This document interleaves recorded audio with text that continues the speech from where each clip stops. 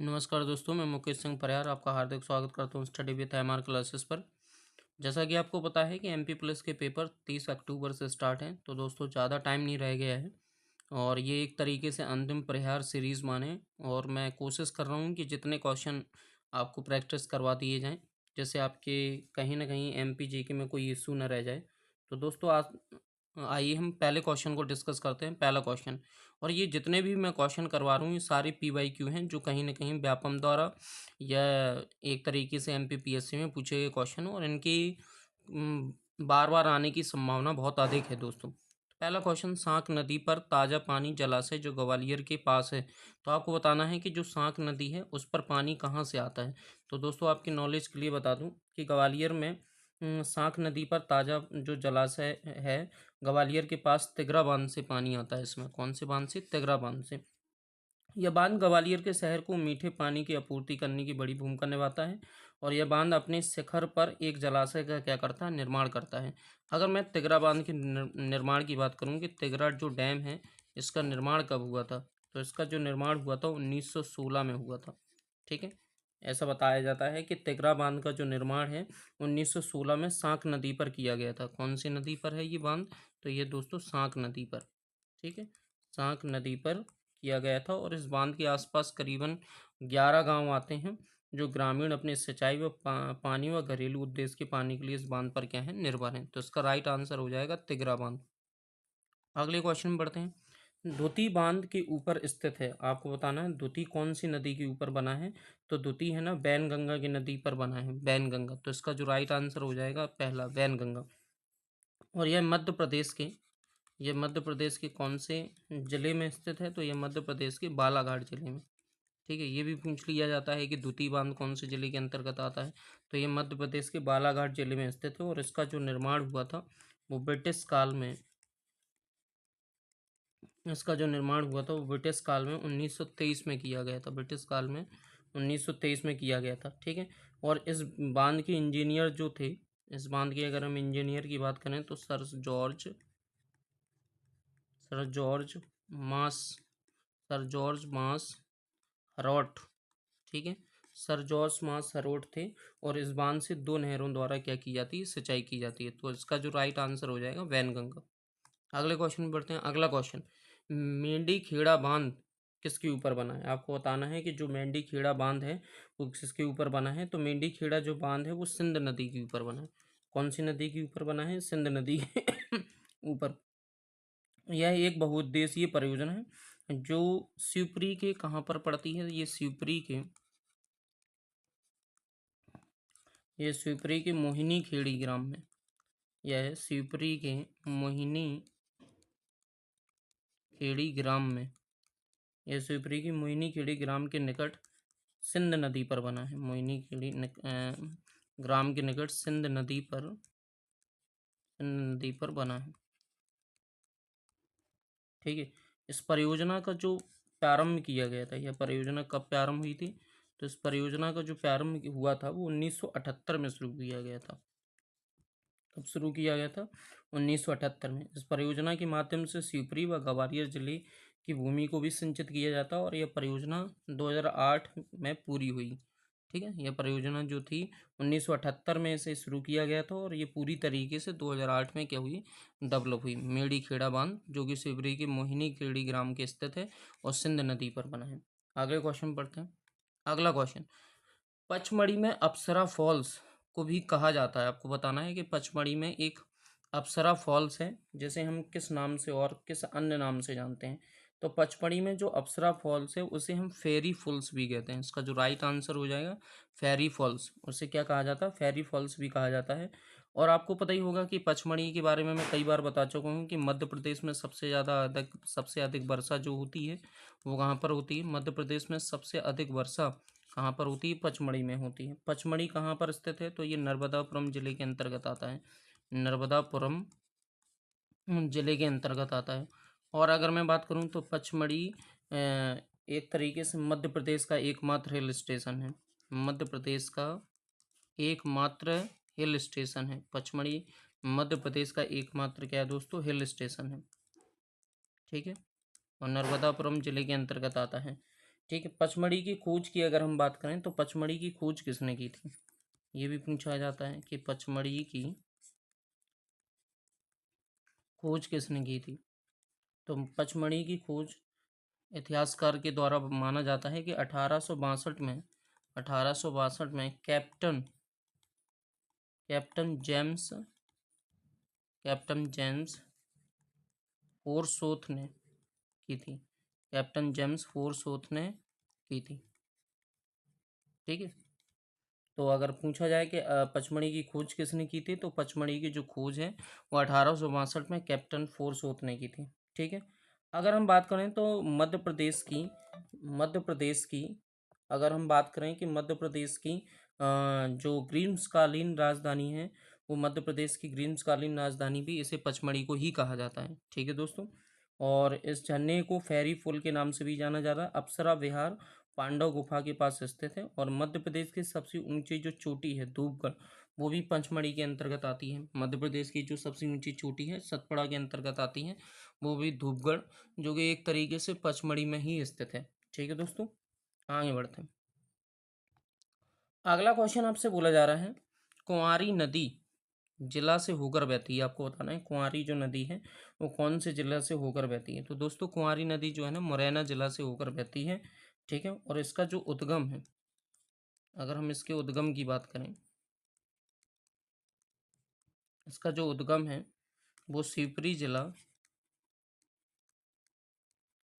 जिला में एक नज़दीक पड़ता बैराड़, वहाँ से निकलती है कुंवारी नदी, बैराड़ के निकट में।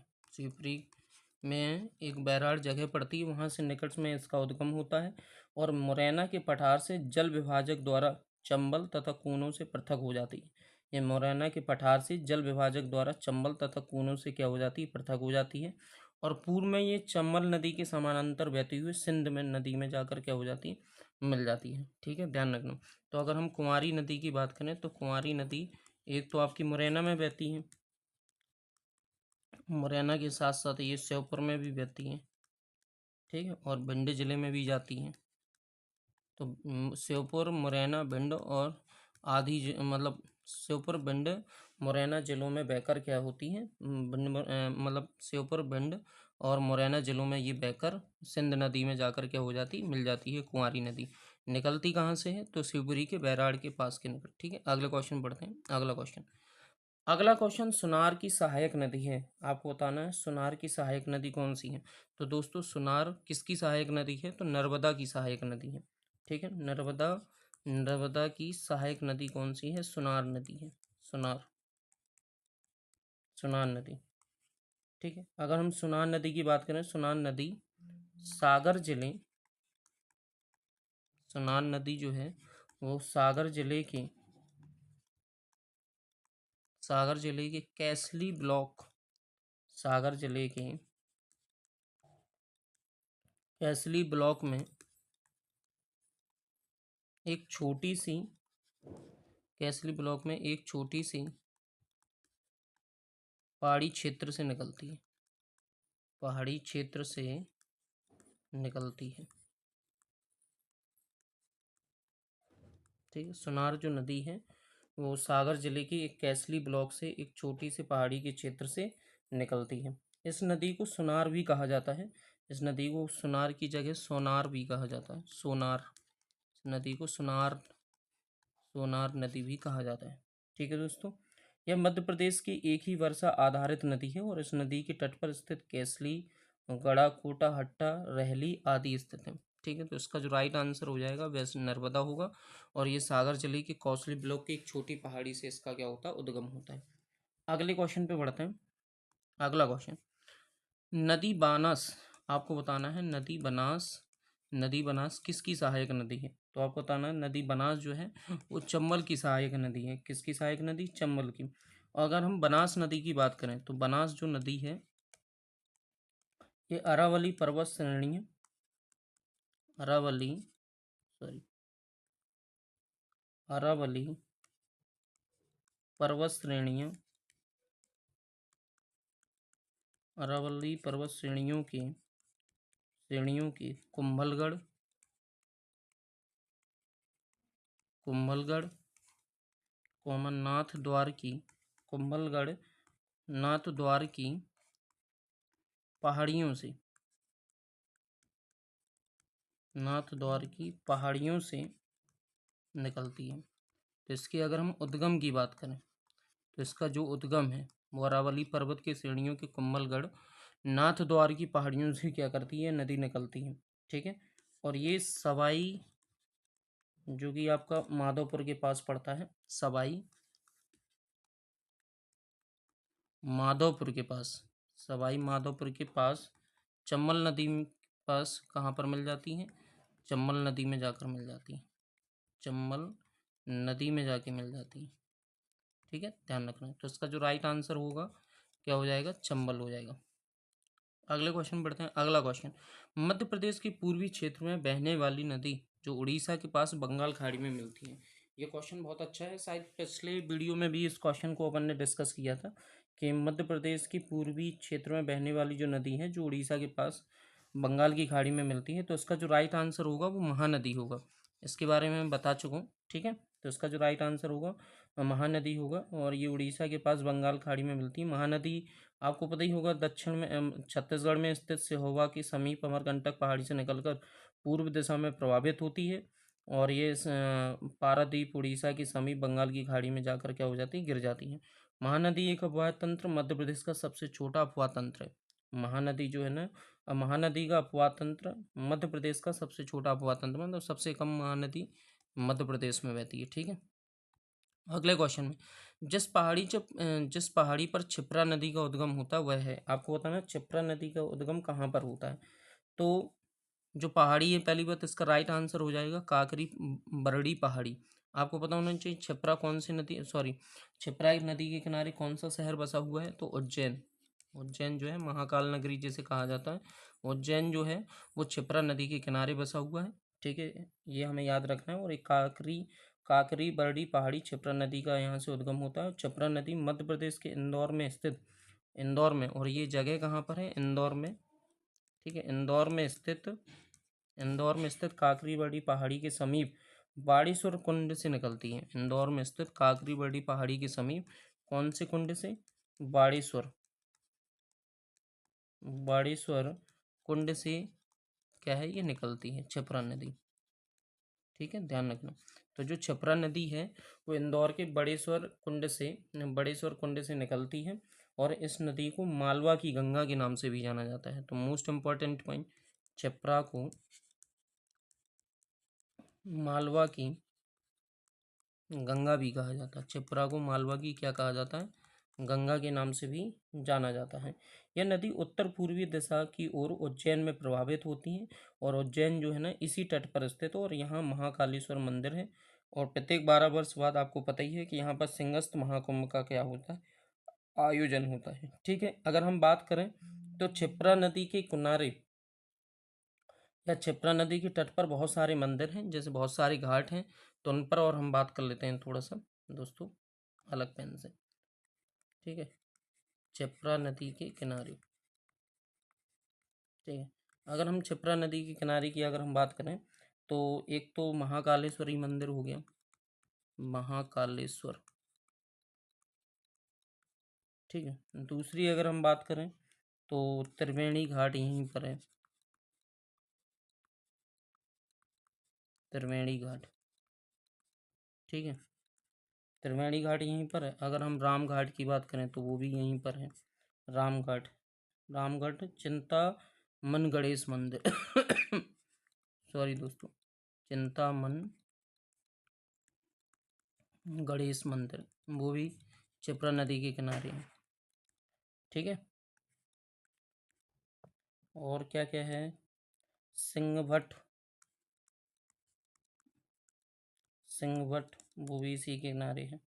ठीक है, और ये जो क्षिप्रा नदी है अगर हम इसकी बात करें, और यहाँ पर हम काल भैरव मंदिर भी कह सकते हैं, काल भैरव मंदिर, ये भी क्षिप्रा नदी के किनारे। ठीक है, तो ये इतनी चीज़ें आपको याद रखनी है। काल भैरव मंदिर। अगर हम बात करें कि ये क्षिप्रा नदी कहाँ पर जाकर मिलती है, इसका मुहाना कहाँ पर है, तो जो क्षिप्रा नदी है वो कोटा राजस्थान के समीप, कोटा राजस्थान के समीप, राजस्थान के समीप कहाँ पर जाकर मिल जाती है? कोटा राजस्थान के समीप ये चंबल नदी में जाकर मिल जाती है। कौन सी नदी में? चंबल नदी में। चंबल नदी में जाकर क्या हो जाती है? मिल जाती है। ठीक है दोस्तों, अगले क्वेश्चन पढ़ते हैं।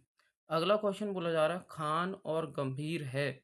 आपको बताना है कि खान और गंभीर दोनों नदियां जो हैं ये नदियों के नाम है। ध्यान रखना दोस्तों, खान और गंभीर ये दोनों नदियों के नाम हैं। आपको बताना है कि ये क्या हैं, सहायक नदियां हैं या वितरकाएं हैं या झील हैं या नहरें। तो पहले ही मैंने आंसर दे दिया कि खान और गंभीर जो हैं ये एक तरीके से सहायक नदियां हैं। दोनों क्या हैं? सहायक नदियां हैं।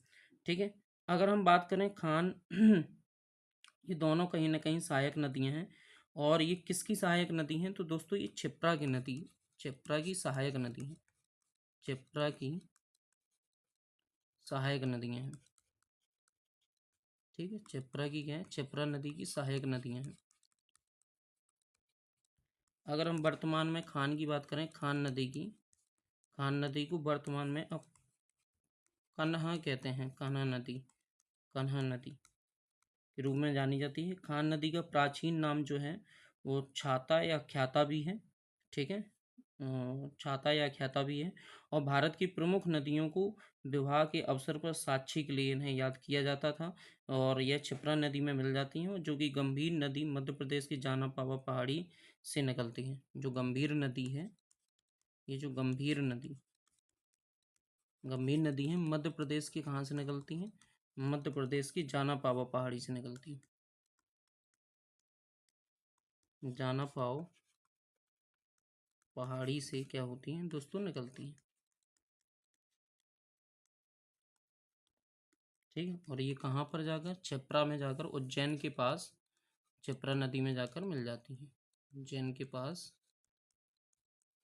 क्षिप्रा नदी के में जाकर मिल जाती है। ठीक है दोस्तों, अगले क्वेश्चन बढ़ते हैं। अगला क्वेश्चन, केवई और जोहला नदियों में क्या समानता है? आपको बताना है कि केवई और जोहला नदियों में क्या समानता है। तो अगर हम देखें पहली बात, तो केवई और जोहला नदियों में क्या समानता है? दोनों नर्मदा की सहायक नदियां हैं, ऐसा कुछ भी नहीं है। दोनों का उद्गम स्थान मैकाल पहाड़ी है। दोनों वितरकाएं, ये भी सही नहीं है। और दोनों ग्वालियर की नदियां हैं, ये बिल्कुल गलत है। अगर हम बात करें केवई और जोहला नदियां जो हैं, दोनों का जो उद्गम स्थल है वो मैकाल की पहाड़ी है। कौन सी है दोस्तों? मैकाल की पहाड़ी। अगर हम बात करें ये वास्तविक स्थल केवई और जोहला दोनों नदियों का उद्गम स्थल जो है वो मैकाल की पहाड़ी है। इनके अगर हम वास्तविक स्थल की बात करें, इनके अगर हम वास्तविक स्थल की बात करें, तो इन दोनों का वास्तविक स्थल 10 किलोमीटर दूर, 10 किलोमीटर दूर जौलेश्वर में, 10 किलोमीटर दूर जौलेश्वर में है। 10 किलोमीटर दूर जौलेश्वर में है इनका वास्तविक स्थल। ठीक है, और यह जो है उमरिया जिले, उमरिया जिले से होते हुए, जिले से होते हुए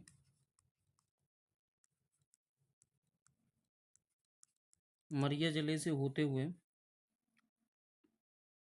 सोन नदी में जाकर मिल जाती है। सोन नदी में क्या हो जाती है? मिल जाती है। सोन नदी में मिल जाती है। उमरिया जिले से होते हुए कहाँ पर मिल जाती हैं? सोन नदी से। जोहला नदी में उमरिया जिले के मंगठार में विशाल जोहला बांध बनाकर Sanjay Gandhi super thermal power Birsinghpur की भी स्थापना की गई थी। Sanjay Gandhi super thermal power plant को 1993 में क्या किया गया था? चालू किया गया था। जो Sanjay Gandhi super thermal power plant है उसे कब चालू किया गया था? 1993 में चालू किया गया था। ठीक है दोस्तों, अगले क्वेश्चन पढ़ते हैं। अगला क्वेश्चन, लश्कर के मैदान की सीमा बनाने वाली दो नदियां हैं। आपको बताना है कि लश्कर के मैदान की सीमा को बनाने वाली दो नदियां कौन कौन सी हैं। तो ये दो नदियां यमुना और चंबल हैं। तो इसका जो राइट आंसर हो जाएगा यमुना और कौन सा? चंबल। ठीक है, तो यमुना आपको पता होना चाहिए, यमुना जो है वो गंगा की सबसे बड़ी सहायक नदी है। ठीक है, और यमुना गंगा की सबसे बड़ी सहायक एवं गहरी सहायक नदी है, जो यमुनोत्री नामक जगह से निकलती है। आपको पता होना चाहिए कि यमुना का उद्गम कहाँ से होता है। तो यमुना का जो उद्गम है, यमुना का जो उद्गम है वो यमुनोत्री नामक जगह से ही निकलती है। ठीक है। और इसका मुहाना आपको पता ही होगा, प्रयागराज। प्रयागराज जैसे इलाहाबाद कहा जाता है, प्रयागराज में गंगा में जाकर क्या हो जाती, मिल जाती हैं ये नदी। यमुना जो है ना, ये प्रयागराज में, उत्तर प्रदेश, प्रयागराज उत्तर प्रदेश से गंगा में जाकर क्या हो जाती है, मिल जाती है। ठीक है। और चंबल नदी की बात करें तो चंबल नदी इंदौर के महू के निकट बिंदर श्रेणी की जाना पावा पहाड़ी से निकलती है। ठीक है। और आपको पता होना चाहिए कि वाकचू बिंदु से निकलती है और ये उत्तर पूर्व दिशा में क्रमशः उज्जैन से ऊपर भिंड मुरैना जिलों में प्रभावित होती है। और ये जो चंबल नदी है, मैं बता चुका हूँ कि इटावा के पास यमुना में जाकर क्या हो जाती है, ये भी मिल जाती है। ठीक है। इटावा है कहाँ पर, तो उत्तर प्रदेश में, वहीं पर यमुना में मिल जाती है। तो ध्यान रखना, चंबल भी यमुना की सबसे बड़ी सहायक नदी है, उसी प्रकार यमुना भी गंगा की सबसे बड़ी सहायक और गहरी नदी है। ठीक है। अगले क्वेश्चन पढ़ते हैं। अगला क्वेश्चन, सरस्वती और खान नदियों के बीच स्थित जिला है। आपको बताना है कि सरस्वती और खान नदियों के बीच स्थित जो जिला है वो इंदौर। कौन सा जिला है, इंदौर। तो इसका जो राइट आंसर हो जाएगा वो भी। कान्हा नदी को आपको पता है कि अब कान्हा रूप में जानते हैं, कान्हा कान्हा नदी के रूप में इसे क्या किया जाता है, जाना जाता है। और इसमें मीठा साफ पानी शामिल नहीं है, सीवेज के कारण क्या हो जाती है, प्रदूषित हो जाती है ये नदी। जिसमें मीठा और साफ पानी बिल्कुल नहीं है, सीवेज के कारण क्या हो जाती है, प्रदूषित हो जाती है। अगले क्वेश्चन बढ़ते हैं। अगला क्वेश्चन, यशवंत झील इस जगह को जल की आपूर्ति करता है। आपको बताना है कि एक झील है जिसका नाम है यशवंत झील। अब ये किस जगह की पानी के लिए पूर्ति करता है। ठीक है। यशवंत जो झील है वो किस जगह की जल की आपूर्ति करता है, या किस जगह की जल की कमी को पूरी करती है यशवंत झील। तो दोस्तों, ना तो ग्वालियर होगा इसका राइट आंसर, ना भोपाल, ना शाहपुरा। इसका जो राइट आंसर हो जाएगा इंदौर। ठीक है दोस्तों, यशवंत झील इंदौर जिले को जल की आपूर्ति करता है। और यह जो बांध है गंभीर नदी पर स्थित है। कौन सी नदी पर स्थित है, गंभीर नदी पर। ठीक है। गंभीर नदी पर स्थित है। यह इंदौर के देपालपुर मार्ग के हथौड़ गांव के पास स्थित है। और यह मध्य प्रदेश के 19 महत्वपूर्ण क्षेत्रों में से एक है। ठीक है। इंदौर में शीतला जल, और इंदौर की अगर और बात करें और कौन कौन से यहाँ पर एक तरीके से जल की आपूर्ति के लिए स्रोत हैं, तो एक तो शीतला जलप्रपात है, इंदौर में ही पड़ता है शीतला जलप्रपात। शीतला जलप्रपात, एक तो शीतला जलप्रपात है, एक एक राला मंडल अभ्यारण्य भी है इंदौर के पास, राला मंडल अभ्यारण्य अगर आपसे पूछा जाए, ये भी इंदौर के पास में ही पड़ता है, राला मंडल अभ्यारण्य। एक टिनच्छा जलप्रपात, वो भी इंदौर के पास में पड़ता है। और इंदौर में एक बहुत प्रसिद्ध मंदिर है जो कि कई बार पूछा गया, कांच मंदिर, जिसका नाम है कांच मंदिर। ठीक है दोस्तों, ये भी इसी के अंतर्गत आता है। तो इंदौर को औद्योगिक नगरी तथा मिनी मुंबई भी कहते हैं। अगले क्वेश्चन में पढ़ते हैं दोस्तों। अगला क्वेश्चन आपसे बोला जा रहा है, पगारा बांध इस जगह पर स्थित है। आपको बताना है कि पगारा बांध जो है वो कहाँ पर स्थित है। तो 4 ऑप्शन है, ग्वालियर, बालाघाट, सोलापुर, उज्जैन। दोस्तों, इसका जो राइट आंसर हो जाएगा वो ग्वालियर हो जाएगा। पगारा बांध की अगर हम बात करें तो यह परियोजना जो है, यह परियोजना ग्वालियर और मुरैना दोनों की संयुक्त परियोजना है। और इस बांध का जो निर्माण किया गया था 1927 में करवाया गया था इस बांध का निर्माण। ठीक है। पगारा बांध सिंचाई परियोजना प्रथम बृहद और बड़ी परियोजना है। इसके अतिरिक्त 1940 से 1944 के मध्य सांक आसन परियोजना, हरसी, तिगरा बांध आदि का भी निर्माण करवाया गया था ग्वालियर के आसपास। ठीक है दोस्तों, तिगरा बांध के बारे में अभी मैंने आपको बताया था शुरू में, पहले ही क्वेश्चन है शायद इसका। ठीक है। अगले क्वेश्चन बढ़ते हैं। अगला क्वेश्चन, मैकाल में उत्पन्न होने वाली नदियों के नाम आपको बताना है कि मैकाल श्रेणी या मैकाल पर्वत श्रृंखला से उत्पन्न होने वाली या उद्गम होने वाली 2 नदियों के आपको नाम बताना है कि कौन सी 2 नदियां हैं। तो मैकाल पर्वत की अमरकंटक से नर्मदा और सोन नदी, ये दोनों नदियां निकलती हैं, नर्मदा और सोन नदी। नर्मदा के बारे में मैं कई बार आपको बता चुका हूँ कि नर्मदा जो नदी है ये कहीं ना कहीं उल्टी बहती है। नर्मदा और ताप्ती नदी, ये दोनों नदियाँ उल्टी बहती हैं। और अगर हम बात करें नर्मदा और सोन नदी की, तो एक दूसरे के विपरीत होंगी, क्योंकि नर्मदा उल्टी बहती है और सोन नदी सीधी बहती है। तो नर्मदा जो है ना पश्चिम की ओर भ्रंश घाटी 1312 किलोमीटर टोटल बहती है। इसकी जो लंबाई है वो कितनी है, 1312 किलोमीटर है। और अगर हम एमपी की बात करें कि एमपी में नर्मदा की कितनी लंबाई है, तो 1077 किलोमीटर। ठीक है, ये भी आपको याद रखना है कि एमपी में 1077, टोटल 1312 किलोमीटर खाड़ी। ठीक है, और बहते हुए खंबात की खाड़ी अरब सागर में मिल जाती है। और सोन नदी की बात करें तो वो पूर्व दिशा में बहते हुए पटना के पास गंगा नदी में मिलती है, सोन नदी। ठीक है, तो नर्मदा का बहाव इस तरीके से ऐसे ऐसे बहती है, इस तरीके से, और सोन नदी का बहाव ऐसे है, इस तरीके से। तो दोनों एक दूसरे के विपरीत बहती हैं। अगले क्वेश्चन पर पढ़ते हैं। बोला जा रहा है नर्मदा नदी पर निर्मित 30 बड़े बांधों की श्रृंखला में से कौन सा बांध पहले पूर्ण हुए बांधों में से एक है। आपको बताना है कि नर्मदा नदी पर 30 बड़े बांध स्थित हैं। ठीक है, क्योंकि मध्य प्रदेश में लगभग इसका नर्मदा नदी का सबसे ज़्यादा जो प्रभावित क्षेत्र है वो मध्य प्रदेश में है। लगभग 80% जो नर्मदा है वो मध्य प्रदेश में बहती है, और मध्य प्रदेश की सबसे बड़ी नदी और मध्य प्रदेश की गंगा के रूप में जाने वाली गंगा के रूप में जानने वाली नदी है। ठीक है, मध्य प्रदेश की गंगा किसे कहा जाता है, एक तरीके से नर्मदा नदी को कहा जाता है। तो उसमें लगभग 30 बड़े बांध कहीं ना कहीं स्थित हैं। तो आपको बताना है कि उसमें से सबसे पहले जो बांध था वो पूर्ण किया गया, बनाया गया, सबसे पहला बांध कौन सा था। तो नर्मदा नदी में सबसे पहला जो बांध था वो बरगी बांध था, बरगी बांध। ठीक है, और ये जो बरगी बांध है वो जबलपुर में पड़ता है। कहाँ पर पड़ता है दोस्तों, जबलपुर। ठीक है, जबलपुर में पहले पूर्ण किया गया था। और बरगी बांध से बरगी व्यय प्रवर्तन परियोजना और रानी अवंती बाई लोधी सागर दो प्रमुख सिंचाई परियोजना क्या की गई, विकसित की गई। तो इसका जो राइट आंसर हो जाएगा वो बरगी बांध हो जाएगा। अगले क्वेश्चन में पढ़ते हैं। शहडोल जिले में बांधवगढ़ पहाड़ियों से पर्वतमाला स्थित है। आपको बताना है शहडोल जिले में बांधवगढ़ पहाड़ियों की पर्वतमाला स्थित है। तो अब शहडोल जिले में बांधवगढ़ पहाड़ियाँ विंध्य पर्वतमाला स्थित है।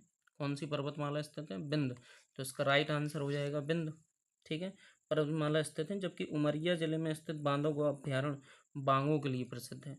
उमरिया जिले में स्थित जो बांधवगढ़, उमरिया जिले में स्थित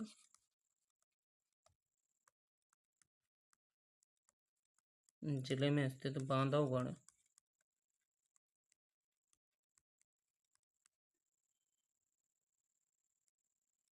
बांधवगढ़ अभ्यारण्य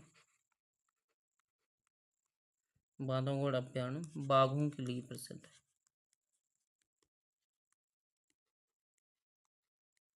बाघों के लिए क्या है दोस्तों, प्रसिद्ध है।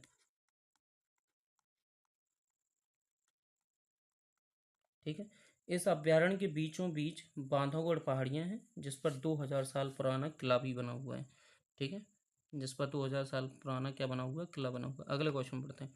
बघेलखंड के प्रमुख क्षेत्र सतना में कौन सी नदी बहती है। आपको बताना है कि बघेलखंड का जो प्रमुख क्षेत्र है सतना, उस पर कौन सी नदी बहती है। तो सतना आपको पता होना चाहिए सतना जिले में एक चित्रकूट से उद्गम होकर 50 किलोमीटर बहते हुए उत्तर प्रदेश के करबी के निकट यमुना में मिल जाती है। लेकिन वो है कौन सी नदी, तो मंदाकिनी। ठीक है, ध्यान रखना, मंदाकिनी जो नदी है, मंदाकिनी नदी दोस्तों, जो मंदाकिनी नदी है सतना जिले में चित्रकूट से उद्गम होती है। चित्रकूट से उद्गमित होकर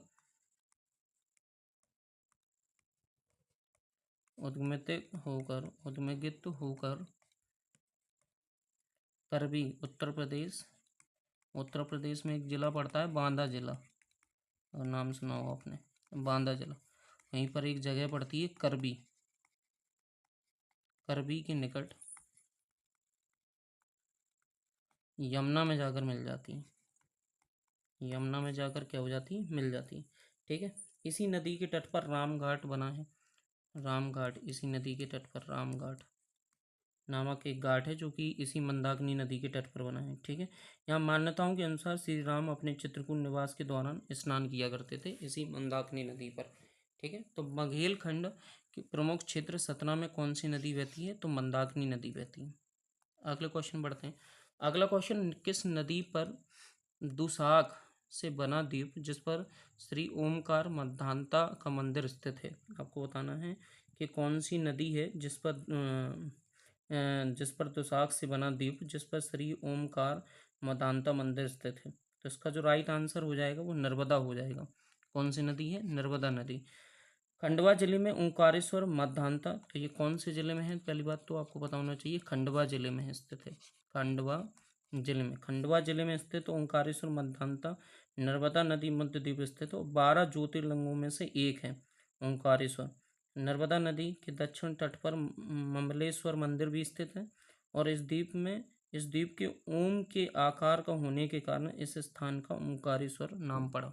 ठीक है, तो इसका राइट आंसर क्या हो जाएगा दोस्तों? नर्मदा।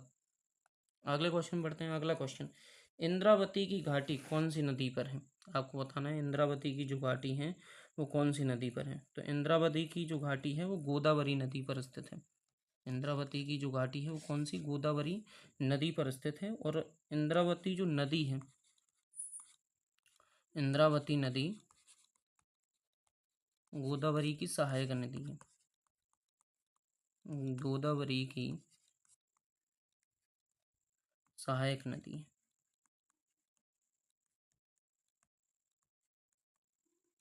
इंद्रावती जो नदी है वो गोदावरी की क्या है दोस्तों? सहायक नदी है, जिसका उद्गम अगर हम बात करें, अगर हम इसके उद्गम की बात करें, इसका उद्गम जो है ना उड़ीसा के कालाहंडी कालाहंडी कालाहंडी जिले के रामपुर कालाहंडी जिले के रामपुर दुयोमूल में है। जगह पड़ती है दुआमूल। ठीक है, दुयोमूल में है। ठीक है, तो इंद्रावती जो नदी है वो गोदावरी की सबसे बड़ी एक तरीके से सहायक नदी है और इंद्रावती राष्ट्रीय उद्यान इंद्रावती नदी के किनारे स्थित है। तो इसका राइट आंसर हो जाएगा गोदावरी। अगले क्वेश्चन पढ़ते हैं। सिंचाई के संदर्भ में ERM को दर्शाता है। आपको बताना है कि सिंचाई के संदर्भ में जो ERM है वो किसको दर्शाता है। तो सिंचाई के संदर्भ में जो ERM है वो नवीनीकरण और आधुनिकीकरण के तहत है। उसे हम नवीनीकरण और आधुनिकीकरण कह सकते हैं और विस्तार भी कह सकते हैं। तो वो किसको दर्शाता है? विस्तार, नवीनीकरण और आधुनिकीकरण को क्या करता है? दर्शाता है। ठीक है, अच्छा, इसके तहत क्या है? इसके तहत तकनीक प्रगति के कारण परियोजनाओं को लाभ देने के लिए बनाए और 10 साल या उससे पुरानी परियोजनाओं पर क्या किया जाता है? इस पर विचार किया जाता है और परियोजनाओं का जो लागत है वो 90% तक वित्त पोषण किया जाता है। तो ये इसके अंतर्गत आता है। ठीक है, विस्तार, नवीनीकरण और आधुनिकीकरण को दर्शाता है। अगले क्वेश्चन बढ़ते हैं। अगला क्वेश्चन, अपर तिवारा नहर परियोजना स्थित है। आपको बताना है। तो अपर तिवारा नहर परियोजना जो है वो सिवनी जिले में स्थित है। कौन से जिले में स्थित है? सिवनी जिले में। सिवनी जिले में स्थित है। ठीक है, यह परियोजना सिवनी जिले के तहसील भीमगढ़ में सिवनी जिले में स्थित है। और अगर हम डीप जाने तो ये भीमगढ़ वहाँ पर एक तहसील पड़ती है। ठीक है,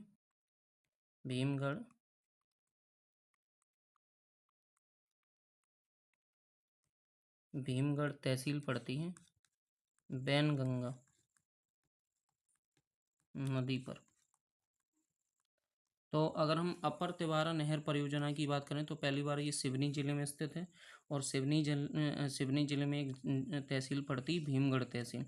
और कौन सी नदी पर है? तो बैनगंगा नदी पर बनाए गए संजय सरोवर बांध का ऊपरी हिस्सा है। बैनगंगा नदी पर एक बांध बना हुआ है जिसे हम संजय सरोवर बांध कहते हैं। तो अगर आपसे पूछा जाए कि संजय सरोवर बांध कौन सी नदी पर है, तो बैनगंगा नदी पर। संजय सरोवर बांध का ये ऊपरी हिस्सा है। ठीक है, अपर तिवारा नहर परियोजना। तो इसका राइट आंसर हो जाएगा ए। अगले क्वेश्चन बढ़ते हैं।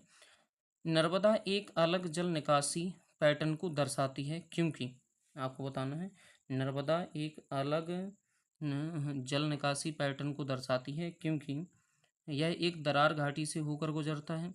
यह पश्चिम की ओर बहती है।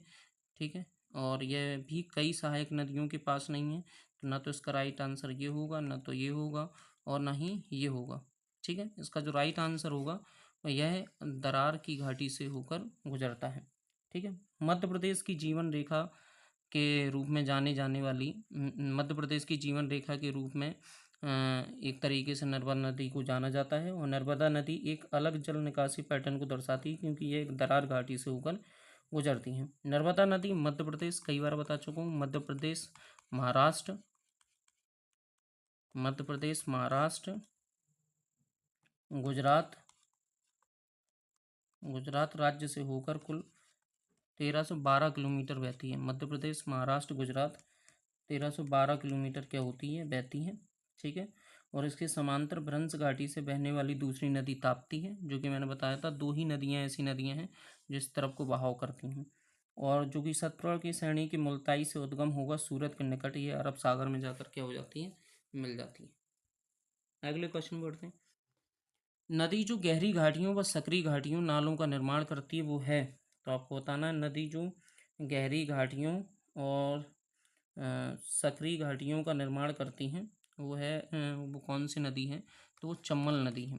चंबल नदी जो है ना गहरी घाटियों तथा सकरी नालों का निर्माण करती है, तो इसका राइट आंसर चंबल हो जाएगा। चंबल आपको पता ही होगा, इंदौर के पास एक जगह पड़ती है मऊ, वहाँ की जाना पाव पहाड़ी से निकलती है। और चंबल मध्य प्रदेश व राजस्थान की मध्य सीमा का निर्माण करती है। इसकी कुल लंबाई जो है चंबल की कुल लंबाई जो है वो 885 किलोमीटर है। ठीक है, कितनी है, 885। अगला क्वेश्चन, वेत्रावती नाम नदी को दिया गया था। आपको बताना है कि वेत्रावती जो नाम है बेतवा नदी को दिया गया है। कौन सी नदी को, बेतवा नदी। ठीक है, बेतवा नदी कहाँ से निकलती है, तो बेतवा नदी निकलती है रायसेन जिले से, और रायसेन जिले से निकलती है। मध्य प्रदेश का एक जिला पड़ता है रायसेन, और रायसेन में भी एक कुमारा गांव पड़ता है, वहां से ये निकलती है।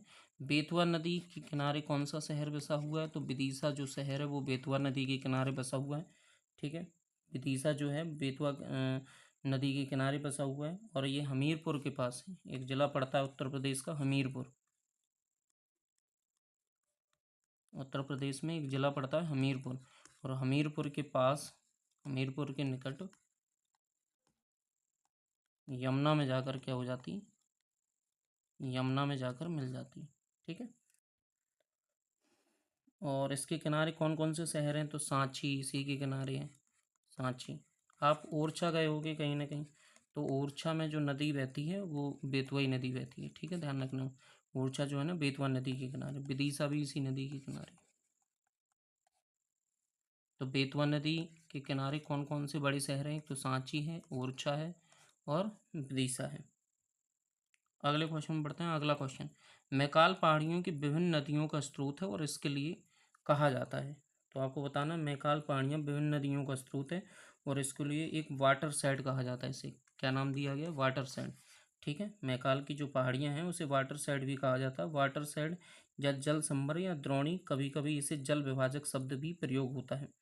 ठीक है, मैकाल की पहाड़ियाँ विभिन्न नदियों क्रमशः जैसे नर्मदा, नर्मदा, सोन, जोहिला, इन सभी नदियों का क्या होता है, इनसे उद्गम होता है, और अलग अलग दिशा में ही प्रभावित होती हैं नदियाँ। अगला क्वेश्चन, बरोदिया नदी में एक सिंचाई नहर है। आपको बताना है बरोदिया जो है ना वो किस नदी की एक सिंचाई नहर है, तो ये चंबल नदी की एक सिंचाई नहर है। इसका जो राइट आंसर हो जाएगा वो चंबल होगा। ठीक है, बरोदिया जो है वो चंबल नदी में एक सिंचाई नहर, और इसके अतिरिक्त चंबल नदी पर कुल 8 लिफ्ट नहर हैं। चंबल नदी पर कितनी नहर है, कुल 8 लिफ्ट नहर हैं। ठीक है, कुल 8 जो हैं लिफ्ट नहर हैं।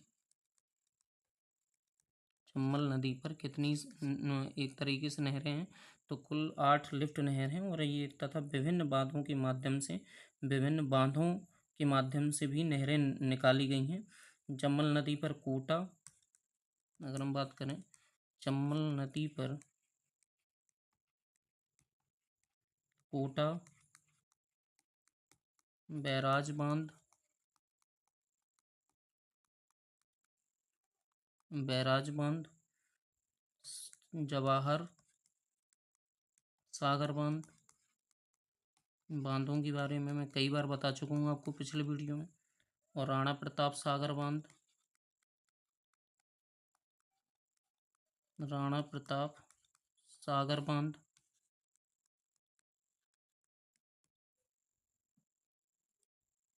गांधी सागर बांध,